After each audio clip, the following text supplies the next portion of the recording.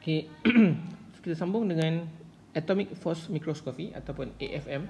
AFM ni dia characterization dia sama seperti SEM ataupun FISEM. Okey, dia menggunakan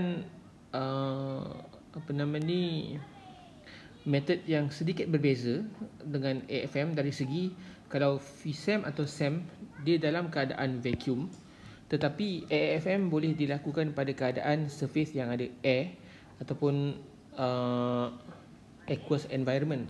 Bermaksud kalau awak boleh melakukan sampel awak dalam keadaan basah ataupun dengan kehadiran air dekat situ. Okay, jadi kita boleh kaji sebagai contoh before and after sesuatu treatment on the spot. Tetapi AFM ni dia more kepada surface, okay, on surface of the surface of your punya membrane. Okay, method dia adalah dekat sini dia menggunakan laser. Okay, so laser tersebut, laser juga merupakan satu source of energy, source of light with high intensity of energy. Okay, so ni adalah basic kepada AFM. Kalau lihat dekat sini gambar raja, FISEM boleh memberitahu awak berkenaan dengan surface roughness, sesuatu membrane kat sini lah. Kalau awak lihat kat sini, okay, kat sini membrane awak, kalau lihat dia boleh memberitahu information berkenaan dengan what happen kepada surface. Dia boleh beritahu awak berkenaan dengan, sebagai contoh, valley ataupun sebagai ni katalah kalau kita ambil pandangan daripada sebelah sini, dia boleh memberitahu awak berapa ketinggian awak punya valley daripada top surface. Okay, kalau kita lihat kat sini sebagai contoh, membrane kat sini basically lebih membrane kat sini compare dengan membrane kat sini, dia lebih surface roughness lebih tinggi daripada sampel D ni. Surface roughness lebih tinggi daripada sampel A. Okay, tetapi dia tidak boleh nak memberi awak cross section punya image. Dia boleh memberi awak gambaran daripada sebelah atas sahaja. Okay. Okay, satu lagi instrumen yang kita gunakan, X-ray diffractions. Okay, X-ray diffraction,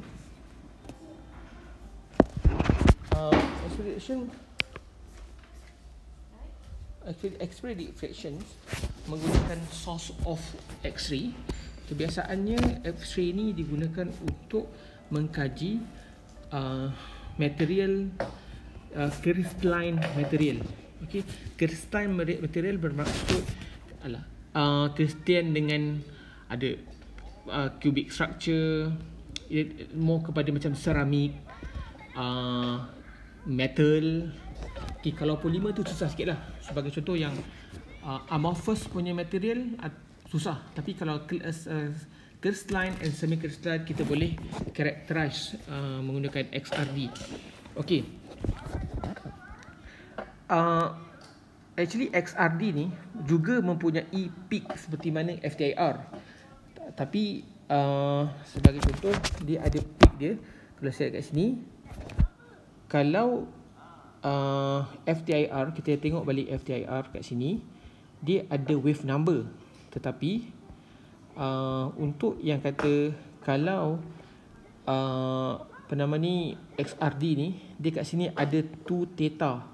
Okay, 2 theta ni, dan dia ada intensity lah. Sebelah sini peak ni, okay, saya akan buat ni. Dia yang ni, graf ni dalam bentuk 3D. Dia boleh juga graf dalam bentuk 2D. Ini 2 theta. Dia mungkin daripada 0 sampai 90. So dia graf dia sama ada macam ni ke, okey, dalam bentuk macam ni lah. Ni high intensity. So ini adalah yang kata XRD yang digabungkan. Sebagai contoh kat sini sampel ada calcination daripada 20 degree C sampai 90 degree C.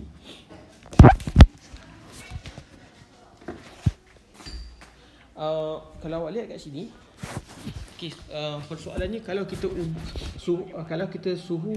kalau kita naikkan suhu kita untuk sampel daripada 20 ke 90, terdapat perbezaan kat sini ya.